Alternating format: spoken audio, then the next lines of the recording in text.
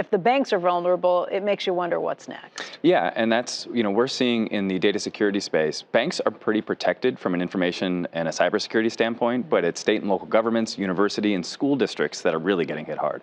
What are hackers looking for when I mean, you go to the banks because that's where the money is. Why do you go to the school districts and local governments? Because they have data, and if you can lock down someone's data, you can get them to pay you. Ransomware is an absolute scourge in state and local governments, universities, and schools these days, and partly it's because these are organizations that have trouble keeping an eye on their data and keeping it protected, and when it gets locked down, they can't function. Look at the city of Atlanta, the city of Baltimore. So a school or a city in these cases, they get some database locked down.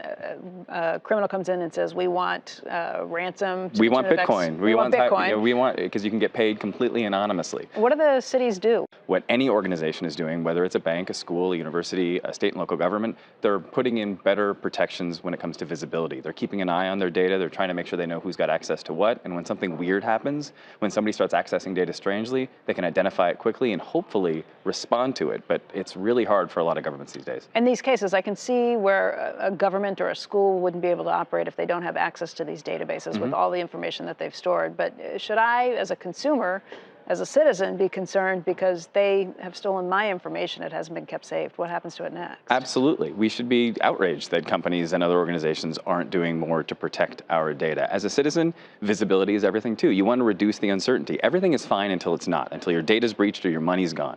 Keep an eye on your bank statements, keep your devices and apps up to date, don't use the same password everywhere, just use basic protections and keep an eye on things, because if you have visibility, you're much better protected. You know, a lot of hacks and attacks have happened in the past. People have lost information. They know they've been part of it. And I think of Equifax, right? Where most Americans were caught up in that. All of our credit data was stolen. All of our credit data was stolen.